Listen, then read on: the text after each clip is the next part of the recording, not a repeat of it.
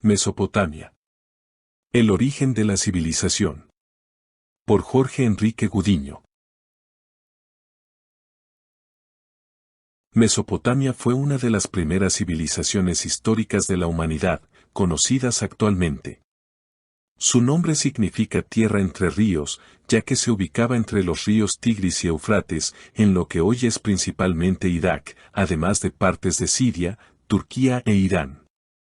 En esas tierras, a lo largo de este tiempo, los asirios lucharon contra los caldeos, es decir, los pueblos del norte contra los del sur, dominándose alternadamente, por más de 3000 años.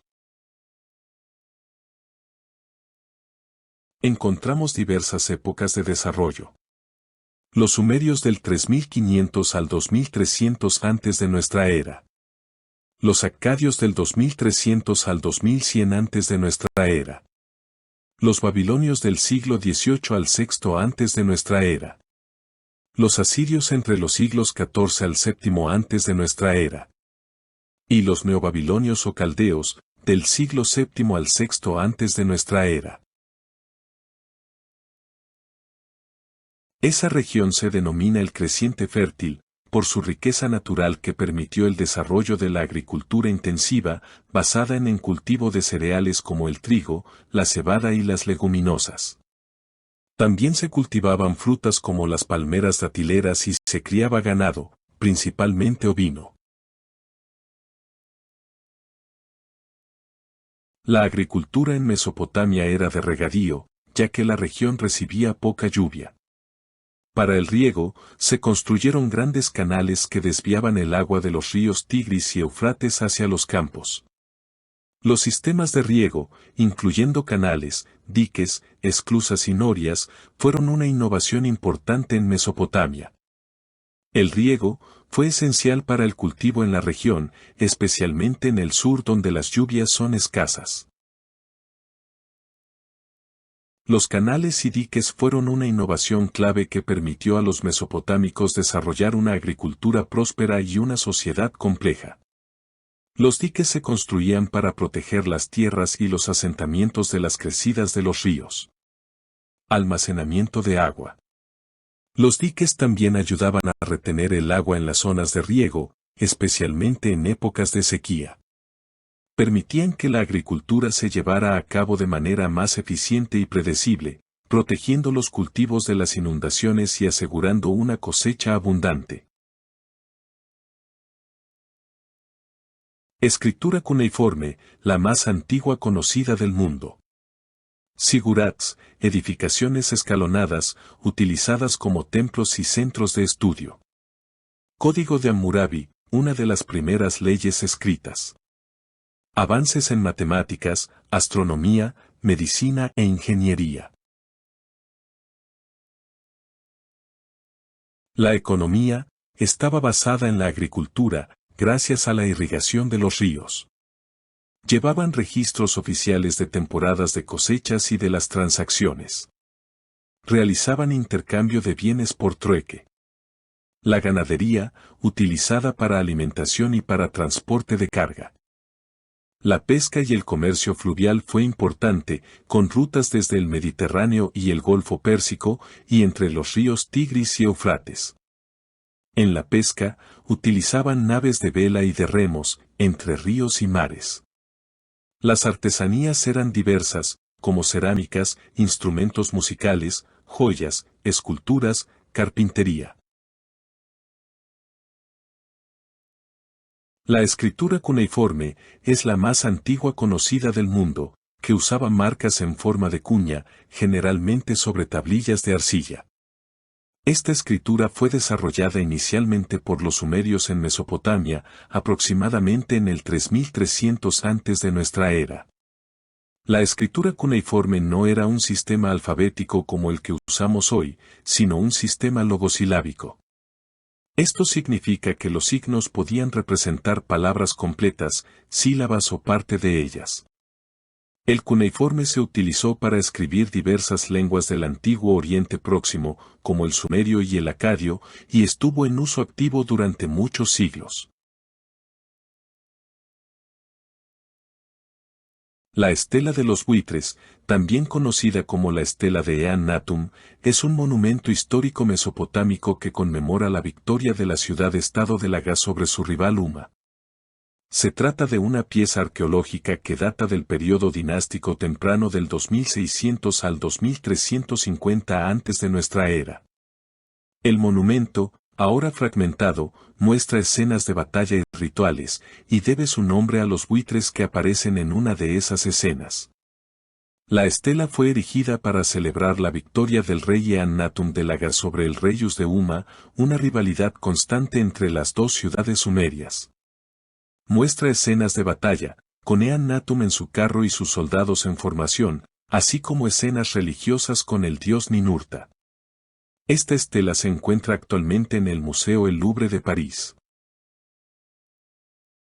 Los esbotos mesopotámicos, también conocidos como esbotos votivos o ofrendas votivas, son objetos o figurillas que se colocaban en santuarios o lugares de culto como muestra de agradecimiento o para implorar la protección de una divinidad. Estos objetos, que podían ser de diversos materiales como terracota, bronce o piedra, representaban a menudo partes del cuerpo, animales o armas, y se depositaban en templos o lugares sagrados como testimonio de un milagro o favor recibido. Las liras de Ur, también llamadas arpas de Ur, están consideradas como los instrumentos de cuerda más antiguos. Fueron elaborados en época de la civilización sumeria, que se considera la primera y más antigua civilización de la historia, que se extendió por el sur de Mesopotamia. Concretamente forma parte del periodo dinástico arcaico, un periodo arqueológico de la historia de Mesopotamia entre el año 3000 y el 2334 antes de nuestra era. Los zigurats mesopotámicos fueron estructuras monumentales escalonadas, con forma de pirámide, que se construían en la antigua Mesopotamia y servían como templos y centros religiosos. Eran importantes para la cultura y la religión mesopotámica, representando una conexión entre el mundo humano y el divino. Los jardines colgantes de Babilonia, una de las 7 maravillas del mundo antiguo, fueron construidos en el siglo VI antes de nuestra era, durante el reinado de Nabucodonosor II en la antigua ciudad de Babilonia, a orillas del río Eufrates, en Mesopotamia. Las aguas para regar las plantas eran traídas desde las orillas del río, que se encontraba en las faldas de la montaña. En los jardines se plantaron palmeras y árboles frutales, como el dátil y los cocos. Se cree que sus diseños y construcciones se iniciaron en 600 antes de nuestra era, por orden del gobernante en esa época Nabucodonosor II de la dinastía caldea del Imperio Neobabilónico, como muestra de amor hacia su esposa Amitis, hija del rey Ciaxares del Imperio Media o Uman Manda, para recordarle las montañas de su tierra.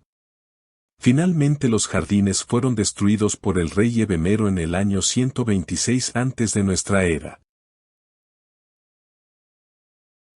La historia de la Torre de Babel, en el libro del Génesis, cuenta cómo los descendientes de Noé, después de dispersarse por el mundo, decidieron reunirse en el país de Sinar, Babilonia y construir una ciudad y una torre que llegara al cielo.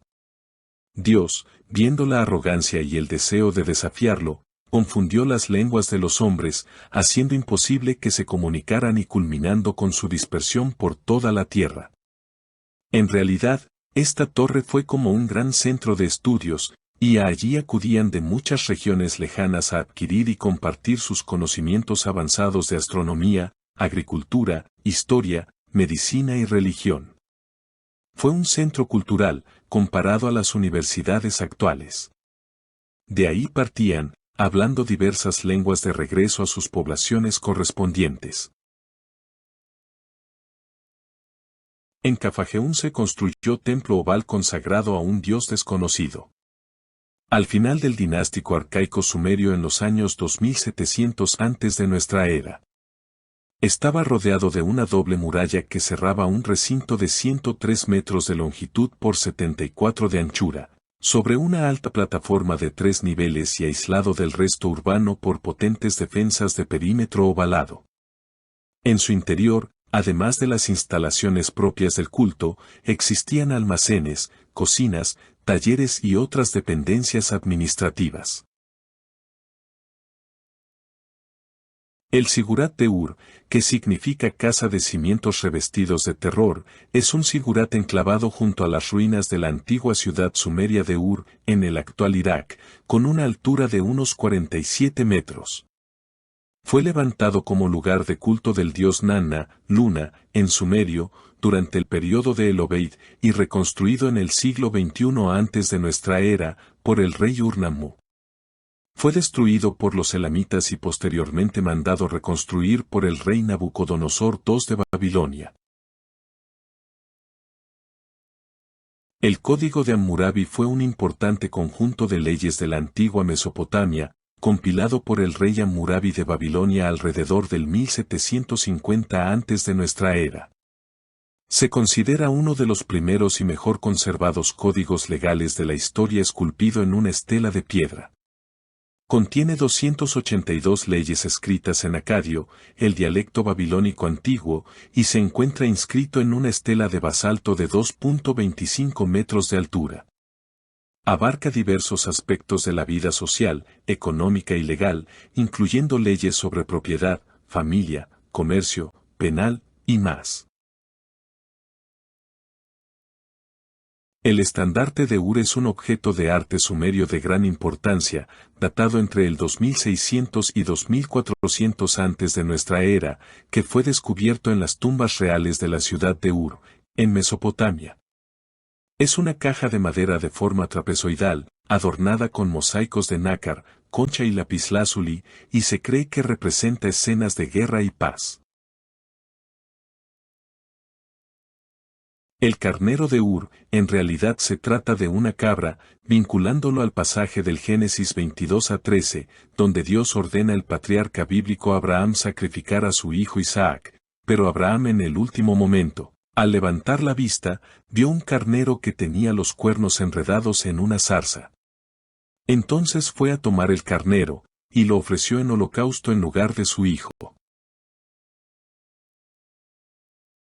La máscara de Sargón data del año 2250 antes de nuestra era y fue elaborada en época del Imperio Acadio, un gran reino de Mesopotamia formado a partir de las conquistas de Sargón de Akkad 2334 antes de nuestra era y que mantuvo su hegemonía durante 140 años en los que se sucedieron 5 monarcas. El propio Sargón, sus hijos Rimus y Manisu-Tusu, su nieto Naram-Sin y el hijo de este, Sarkalizarri.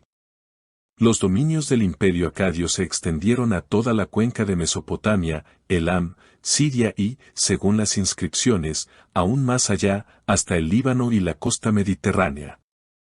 La pieza se hallaba expuesta en el Museo Nacional de Irak situado en Bagdad, hasta que en el año 2003 fue saqueada junto a cientos de piezas de arte mesopotámico en la Segunda Guerra del Golfo. El altorrelieve La Reina de la Noche, datado entre los años 1800 a 1750 antes de nuestra era, fue esculpido en época del Imperio Paleobabilónico, bajo el reinado de Hammurabi.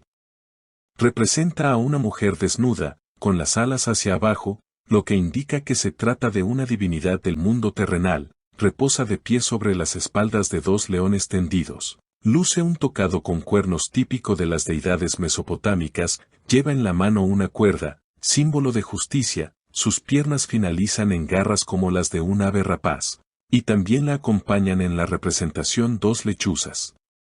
Una versión dice que era Lilith, según la tradición judía, era un demonio que fue la primera esposa de Adán, antes de que fuera creada Eva.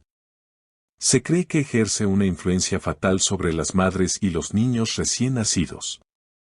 Lil es noche, y Lilith es también la lechuza, y en las obras medievales es un sinónimo de lamia o demonio hembra. Otra versión dice que era Ereshkigal, diosa del inframundo en la mitología mesopotámica. Gobierna el inframundo junto a su consorte Nergal. Es hija de Anu y hermana de la diosa Istar, y era antaño una diosa celestial.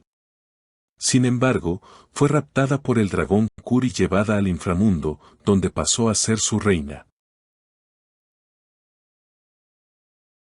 Gilgamesh era un rey semimítico de la ciudad sumeria de Uruk en Mesopotamia, reconocido por la epopeya de Gilgamesh, una de las obras literarias más antiguas del mundo. Gilgamesh era considerado un héroe y un rey, y se le describe como un ser mitad dios y mitad humano, conocido por su fuerza, sabiduría y búsqueda de la inmortalidad. La epopeya de Gilgamesh se considera la obra más antigua de la literatura mundial épica, antecediendo a la escritura de Homero por 1500 años. La epopeya está compuesta por una serie de poemas sumerios que circulaban independientemente antes de ser reunidos. La epopeya de Gilgamesh ha tenido un impacto significativo en la cultura occidental, influenciando obras literarias y artísticas a lo largo de la historia. Bajo Ciro y su heredero, Darío I el Grande, Babilonia se convirtió en un centro de aprendizaje y avance científico. Los eruditos babilonios completaron mapas de constelaciones y crearon los fundamentos de la astronomía y las matemáticas modernas. La ciudad de Persépolis, fundada por Darío I en el 518 a.C. de nuestra era, fue la capital ceremonial del Imperio Aqueménida y puede visitarse hoy en día en Irán. Impresionantes ruinas con columnas, relieves y palacios que muestran el esplendor del Imperio persa antiguo. Simbolizaba la unidad del imperio bajo un solo soberano. Lugar donde se recibían embajadas de diferentes naciones sujetas al imperio. Refleja el poder, la riqueza y la sofisticación administrativa de los persas. Actualmente en Persépolis se encuentran solo las ruinas de la escalera monumental con relieves de delegaciones de pueblos sometidos trayendo tributos. La puerta de todas las naciones, que es una entrada custodiada por toros alados. El Palacio de Apadana, con sala de audiencias con columnas gigantes, algunas de hasta 20 metros de altura. El Palacio de Darío, el de Jerjes y otros salones y almacenes. El nombre Babilonia viene de Babilu, que significa puerta de los dioses. Babilonia ya existía desde el tercer milenio antes de nuestra era, pero alcanzó su esplendor bajo el rey Hammurabi en 1792 antes de nuestra era. Tuvo su apogeo durante el reinado de Nabucodonosor II, cuando se convirtió en una de las ciudades más espectaculares del mundo antiguo. Fue tomada por Ciro el Grande de Persia en el 539 antes de nuestra era, incorporándola al imperio persa. La famosa puerta de Istar, diosa del amor y la guerra, que relucía en la actualidad en el Museo de Pérgamo, abría el acceso al templo de Marduk, conocido como el soberano de la humanidad. Se empezó a construir bajo el reinado de Nabucodonosor II y fue terminada en el 583 antes de nuestra era, para celebrar su victoria sobre el reino bíblico de Judá. Medía 12 metros de altura y estaba recubierta por ladrillos esmaltados y moldeados con figuras de animales sagrados que eran genios protectores de la ciudad. El Palacio de Asurbanipal, también conocido como el Palacio Norte, fue la residencia del rey neoasirio Asurbanipal en Nínive, la capital asiria. Se construyó sobre un palacio más antiguo y pequeño, ubicándose al norte y al este de los templos del dios Nabu y la diosa Itar. El Palacio de Asurbanipal es famoso por sus relieves que lo muestran a cazando leones, considerados obras maestras del arte asirio. Se cree que la famosa biblioteca de Asurbanipal, con una gran colección de tablillas de arcilla con escritura cuneiforme, estaba ubicada dentro del palacio. Hallazgos. En las ruinas del palacio se han encontrado diversos fragmentos de relieves, incluyendo uno monumental que muestra al rey, junto con deidades y otras figuras, que podría ser una escena sin precedentes en el arte asirio. La astronomía en Mesopotamia, especialmente entre los sumerios y babilónicos, fue un área de estudio y práctica importante, que se desarrolló a partir de la observación de los cielos y la creación de un calendario lunisolar, que además de medir el tiempo, servía para la programación de cosechas y celebración de eventos rituales. Esta práctica se combinó con la astrología y la adivinación, interpretando los movimientos celestes como mensajes de los dioses.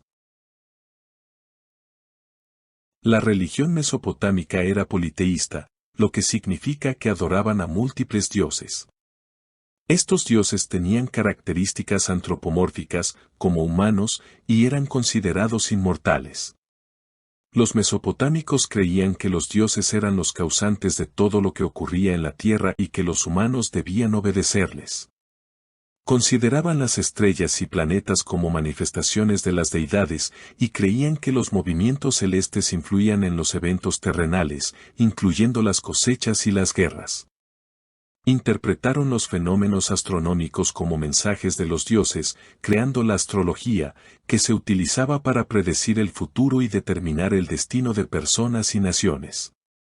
Anu, dios del cielo y padre de los dioses.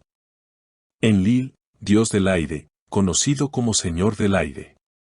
Enki, dios de la sabiduría y el agua.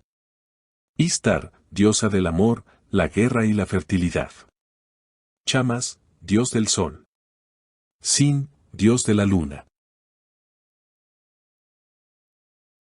La cultura de Mesopotamia divinizó la tierra, los ríos, las montañas y sobre todo los astros. Su religión fue politeísta. En los primeros tiempos de Sumer y Akkad existían dos poderosas trinidades, la primera, formada por Anu, el cielo, Enlil, la tierra, y Ea, el agua. La segunda tríada, la integraban Sin, la luna, Chamas, el sol, e Istar, Venus. Más adelante, cuando Babilonia estableció su poder en toda Caldea, se impuso Marduk sobre los anteriores y se le consideró creador del mundo. Sobresalió también Asur entre los asirios. Es importante destacar que la mitología mesopotámica era rica y compleja, con numerosos dioses y diosas, muchos de los cuales desempeñaban roles importantes en los mitos y la vida religiosa de las distintas culturas que florecieron en la región. Las matemáticas en la antigua Mesopotamia, particularmente en la civilización babilónica, desarrollaron un sistema numérico sexagesimal y posicional. Este sistema les permitió realizar cálculos complejos y avanzaron en áreas como la geometría, la álgebra y la trigonometría, demostrando un conocimiento sofisticado de las matemáticas. Este sistema, que aún utilizamos en la medición del tiempo, 60 segundos en un minuto, 60 minutos en una hora, y de los ángulos, 360 grados en un círculo, fue desarrollado por los mesopotámicos. Su sofisticación permitió la creación de un sistema posicional, donde el valor de un dígito dependía de su posición en el número. Los babilónicos desarrollaron la geometría para calcular áreas y volúmenes, con aproximaciones del valor de pi, aproximadamente 3, y conocimientos sobre la semejanza de figuras. Los babilonios resolvieron ecuaciones lineales y cuadráticas, desarrollando el álgebra que hoy conocemos. Se han encontrado evidencias de relaciones trigonométricas en triángulos rectángulos, incluso antes de que fueran reconocidas por los matemáticos griegos. Desarrollaron tablas de multiplicación y tablas de recíprocos. Se han encontrado evidencias que ellos manejaban el teorema de Pitágoras 38 siglos antes. También manejaban el número 0 y conocían el valor de pi. En el Código de Hammurabi, uno de los más antiguos de la tierra, dieron sabias y hasta severas leyes de carácter civil, penal y mercantil, con el fin de construir una sociedad pacífica. Consiste en un conjunto de 282 leyes grabadas en una estela de basalto, actualmente conservada en el Museo del Louvre de París. Uno de sus principios clave es la ley del talión, ojo por ojo, diente por diente. El código muestra cómo se regulaban aspectos como los préstamos, la propiedad, el matrimonio y las deudas. Reconocía una jerarquía social, con personas libres, esclavos y una clase intermedia llamada mezquinos. La medicina en la antigua Mesopotamia era una mezcla de prácticas empíricas, conocimientos mágicos religiosos y creencias mitológicas. Los médicos, Asipu, Baru y Asu, diagnosticaban a los pacientes basándose en síntomas y exploraciones físicas. El tratamiento incluía el uso de plantas medicinales, cirugía rudimentaria, exorcismos y rituales. La medicina en la antigua Mesopotamia se basaba en una cosmovisión que consideraba que las enfermedades eran causadas por la influencia de demonios, espíritus malignos o castigos divinos. Por lo tanto, los sanadores mesopotámicos utilizaban una combinación de remedios de hierbas, prácticas quirúrgicas simples y rituales mágicos para tratar a los enfermos. La magia, vista como una forma de influir en los dioses y en el mundo espiritual, se consideraba una herramienta indispensable en la práctica médica. Las constantes observaciones del cielo por parte de los sacerdotes de la cultura de Mesopotamia permitieron un excelente y extraordinario progreso en la astronomía. Midieron el tiempo, calculando el día en 24 horas, las horas en 60 minutos, el minuto en 60 segundos, la semana en 7 días y el año en 12 meses lunares, 6 de 28 días y 6 de 29 días. Determinaron los eclipses del Sol y de la Luna, atribuyéndolos al ocultamiento momentáneo de un astro por otro. Crearon los signos del zodiaco, representándolos por medio de 12 figuras de animales y cosas, correspondientes a los 12 meses del año. Distinguieron los astros opacos, planetas, de los astros con luz propia, estrellas, estudiaron los planetas más próximos al Sol, Mercurio, Venus, Marte, Júpiter y Saturno. Las figuras que veían en el cielo son muy parecidas a las que podemos encontrar en una carta celeste actual. Si seguimos el perímetro de la circunferencia central podemos encontrar las constelaciones zodiacales. El catálogo estelar Mulapin, posiblemente compilado en torno al 1000 antes de nuestra era, contiene unas 17 o 18 constelaciones zodiacales, pero los catálogos posteriores las dejaron en las 12 actuales. Alrededor del año 3500 antes de nuestra era, los artesanos de Uruk inventaron el torno de alfarero, una mesa de madera a la que se podía dar vueltas y facilitaba la pesada tarea de darle forma a la arcilla. Unos 300 años después de ese descubrimiento, la rueda se utilizaba ya en carros de madera tirados por bueyes, el primer medio de transporte rodado. En el año 331 antes de nuestra era, Alejandro Magno vio cómo quedaba abierto el camino a las grandes capitales del imperio persa. El rey, Darío III, había partido hacia el norte para reclutar nuevos contingentes con los que enfrentarse a los invasores macedonios. Alejandro Magno permitió a sus soldados que procedieran al saqueo indiscriminado de la ciudad. Algunos testimonios describen con espanto las atrocidades cometidas por los soldados contra la población civil.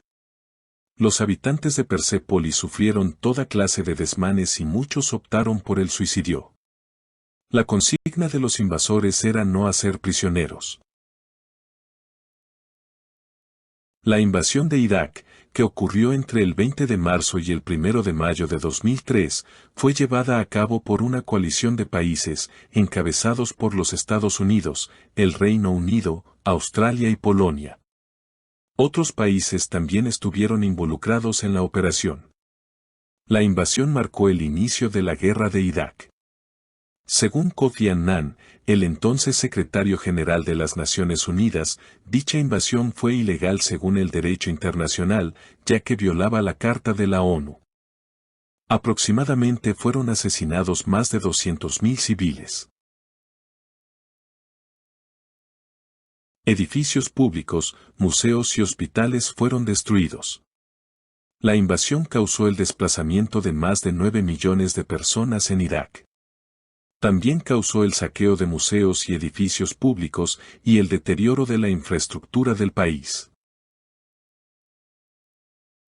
Los excesos en la ocupación, como ejemplifican las torturas cometidas por los soldados estadounidenses en la prisión de Abu Ghraib, revelaron errores de acción y planificación de los invasores para abordar la situación iraquí, post-Saddam.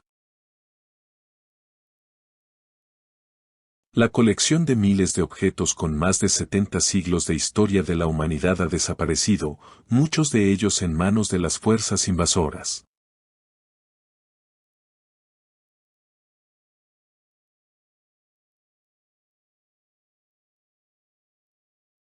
Uno de los eventos más destacados fue el saqueo del Museo Nacional de Irak en 2003, donde se estima que se robaron unos 20.000 objetos. Alrededor de 14.800 objetos fueron recuperados y miles están destruidos irreparablemente. Las bibliotecas también sufrieron pérdidas, incluyendo la Biblioteca Nacional, que fue destruida en gran medida por incendios. Suscríbete a nuestro canal y mantente actualizado de nuevos videos culturales.